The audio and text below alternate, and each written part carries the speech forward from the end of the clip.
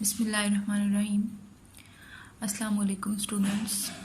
आज हम chapter number 14 का थर्ड टॉपिक करेंगे, that is magnetic flux and flux density.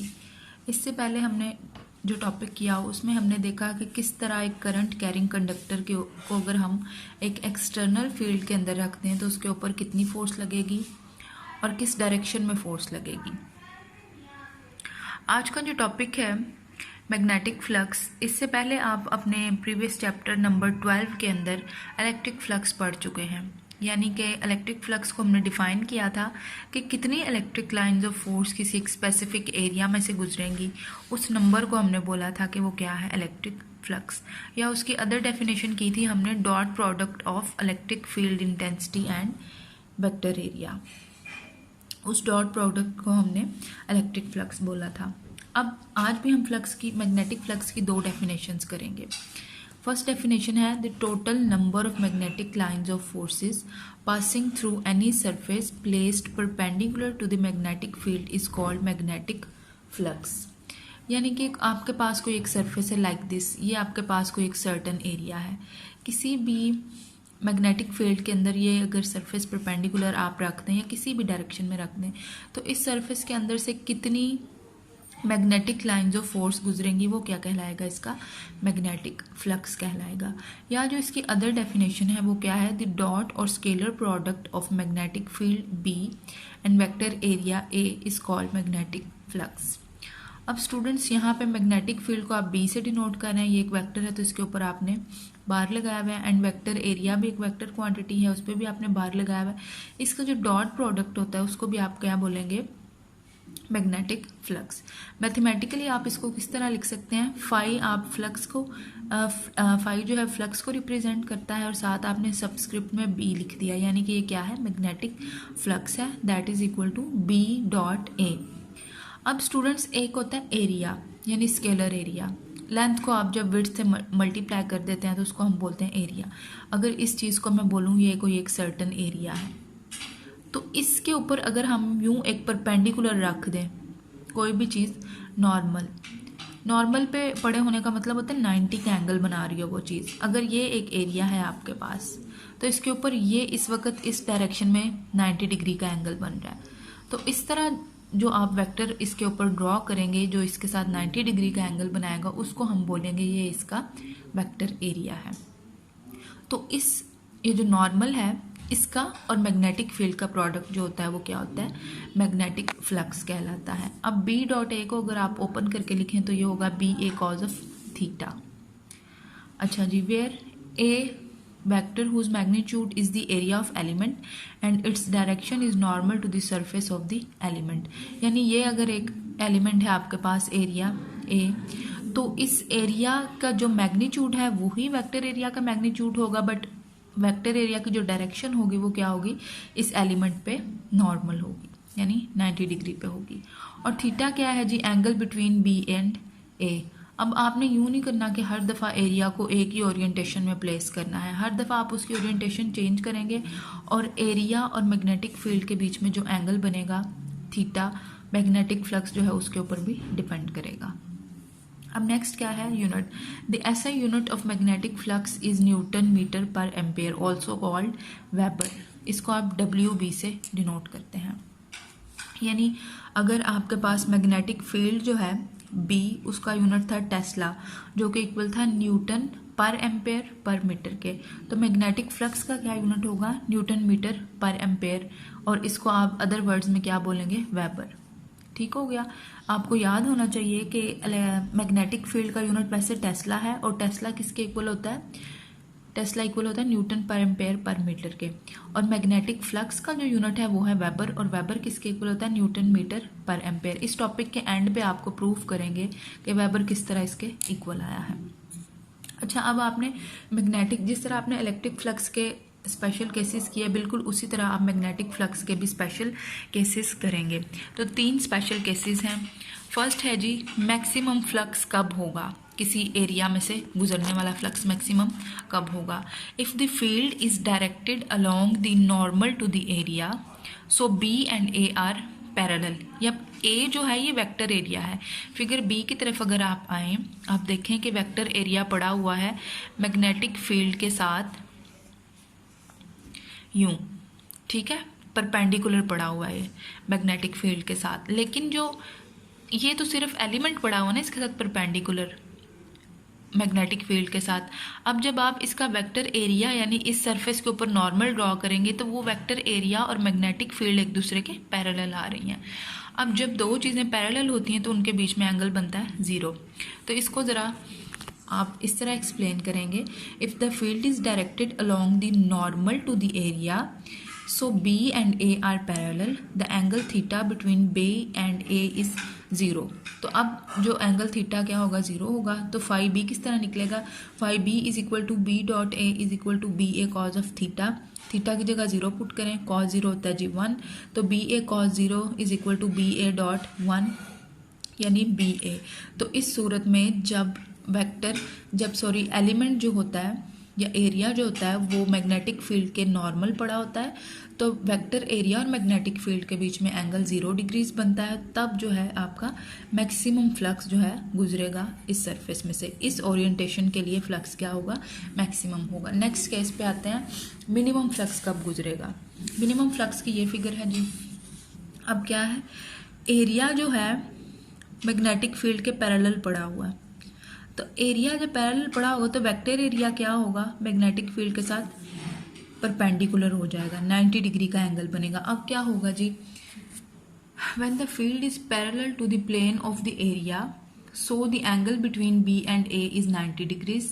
In this case B and A are perpendicular, यानी कि जब मैग्नेटिक फील्ड जो है वो प्लेन के पैरेलल होगी तो वेक्टर एरिया और B के बीच में क्या होगा, थीटा 90 डिग्रीज होगा, एक दूसरे के परपेंडिकुलर हो जाएंगे। तब magnetic flux is equal to B dot A is equal to B A cos of theta. Theta की जगह आप 90 डिग्रीज पुट कर दें तो कॉज 90 क्या होता है, 0 होता है। ये पूरे फैक्टर को क्या कर देगा, 0। यानी कि इस सिचुएशन में जब एरिया एलिमेंट जो था फील्ड के पैरेलल पड़ा हुआ था, तब क्या हुआ, इसमें से मिनिमम फ्लक्स गुजरा, फ्लक्स हो ही 0 गया, इसमें से कोई लाइन्स ऑफ फोर्स नहीं गुजर रही। ठीक हो गया। अच्छा जी, ये 2 केसेस थे।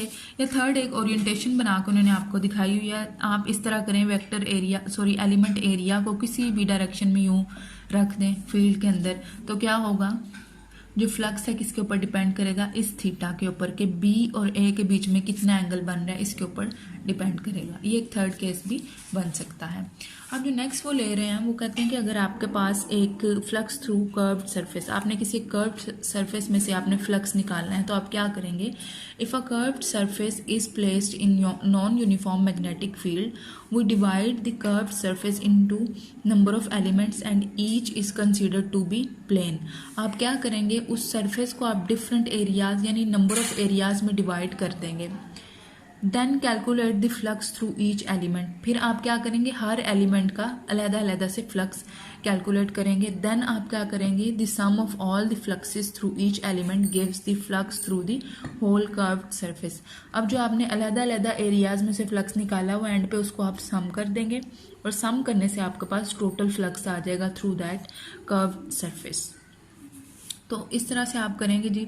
टोटल फ्लक्स किसके इक्वल होगा, फर्स्ट आप कंसीडर करिए, फर्स्ट एलिमेंट का है flux phi 1b plus second element का flux phi 2b plus up to so on up to nth element का जो है फ्लक्स वो क्या होगा, फाई nb।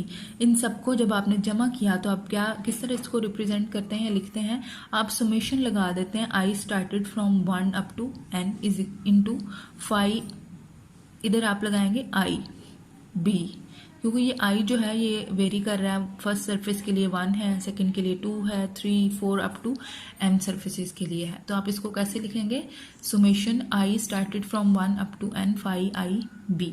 तो ये किसके इक्वल होगा, किसी भी कर्व जो भी सरफेस आपने कंसीडर की हुई है उसमें से टोटल फ्लक्स यानी फाई बी के इक्वल होगा। तो स्टूडेंट्स, जो मैं स्टार्ट में बात की कि यूनिट्स को हम एंड पे प्रूव करेंगे, तो वो ये है, इस तरह से है, as maximum flux is given by phi B किसके इक्वल होता है, बी ए के इक्वल होता है। ठीक हो गया। बी का यूनिट आपको पता है टेस्ला होता है, और साथ एरिया का यूनिट क्या होता है, मीटर स्क्वायर के इक्वल होता है। अब टेस्ला का यूनिट आपने लगा दिया Newton per ampere per metre, यही यूनिट था टेस्ला, इसी के इक्वल था Newton per ampere per metre के साथ मीटर स्क्वायर इसी तरह आ गया, ये इसके साथ हो गया कैंसिल, तो आपके पास क्या आ जाएगा, न्यूटन मीटर पर एम्पेयर। तो इस तरह से इस न्यूटन मीटर पर एम्पेयर को हमने बोल दिया वेबर, यानी कि फ्लक्स का यूनिट यहाँ पे आपके पास किसके इक्वल हो गया, 1 वेबर के। ये किस तरह से आप टेस्ला को वेबर में कन्वर्ट कर सकते हैं, या अगर आपसे पूछा जाए कि 1 वेबर कितने टेस्ला के इक्वल है, तो आप लिख सकते हैं कि 1 weber is equal to tesla metre square के इक्वल है। या टेस्ला वेबर के साथ किस तरह इक्वल होगा, टेस्ला इस तरह से होगा TES, tesla is equal to weber per metre square के इक्वल होगा। तो ये इन दोनों का रिलेशन है, वेबर किसके इक्वल है, टेस्ला मीटर स्क्वायर के, और टेस्ला किसके इक्वल है, वेबर पर मीटर स्क्वायर के। और ये भी आपने याद रखना है, मैंने शुरू में बताया था कि मैग्नेटिक फील्ड का जो यूनिट है वो क्या है, टेस्ला है, और मैग्नेटिक फ्लक्स का यूनिट है वो क्या है, वेबर है। अच्छा जी, नेक्स्ट है जी, अभी तक किया मैग्नेटिक फ्लक्स और उसके डिफरेंट केसेस। अब मैग्नेटिक फ्लक्स डेंसिटी क्या होती है students, the flux per unit area held perpendicular to magnetic field is called magnetic flux density. किसी एक स्पेसिफिक एरिया में से आपने अगर आप फ्लक्स लेना है तो उसको आप क्या बोलेंगे, मैग्नेटिक फ्लक्स डेंसिटी, यानी मैग्नेटिक फ्लक्स को आप एरिया के ऊपर डिवाइड कर देंगे। It is also called magnetic induction. अब इसका सेकंड नाम क्या है जी, मैग्नेटिक इंडक्शन भी आप इसको कह सकते हैं। मैथमेटिकली स्टूडेंट्स आप इसको किस तरह से करेंगे, फ्लक्स डेंसिटी जिसकी डेफिनेशन हम कर रहे हैं वो किसके इक्वल होगी, फ्लक्स पर यूनिट एरिया, यानी फ्लक्स को आपने एरिया पे डिवाइड कर देना है। फ्लक्स को आपने ऊपर लिखा, अब फ्लक्स डेंसिटी को आपने क्या बोलना है, मैग्नेटिक इंडक्शन, यानी ये बी के ही इक्वल है। तो बी इज इक्वल टू, ऊपर फ्लक्स आ गया, नीचे एरिया। तो जी जब हम इसके यूनिट्स को देखेंगे मैग्नेटिक इंडक्शन के, तो इसके यूनिट्स भी क्या बनेंगे, टेस्ला। किस तरह से बनेंगे इसके यूनिट्स, फ्लक्स का क्या यूनिट है students, weber over area, area का यूनिट क्या होता है, मीटर स्क्वायर। अब वेबर किसके इक्वल था, न्यूटन मीटर पर एम्पेयर के इक्वल था, और नीचे क्या है आपके पास, मीटर स्क्वायर, ये इसके साथ हो गया कैंसिल, तो आपके पास आंसर में आया न्यूटन पर एम्पेयर, और साथ में जब ये मीटर ऊपर जाएगा तो पर मीटर के, और ये स्टूडेंट्स किसके इक्वल था, टेस्ला के इक्वल था। तो इसका मतलब है मैग्नेटिक फ्लक्स डेंसिटी के भी वही यूनिट्स हैं जो मैग्नेटिक फील्ड यानी बी के यूनिट्स थे, तो इसके यूनिट्स क्या है, टेस्ला है। सो जी आप कह सकते हैं it's SI unit is weber per metre square, और newton per ampere per metre और टेस्ला, ये तीनों क्या है जी, मैग्नेटिक फ्लक्स डेंसिटी के यूनिट्स हैं। स्टूडेंट्स आज हमने क्या किया, magnetic flux and magnetic flux density को हमने कवर किया है। मैग्नेटिक फ्लक्स क्या होता है, it is the dot product of magnetic field and vector area, किसके इक्वल होता है, बी ए कॉस थीटा।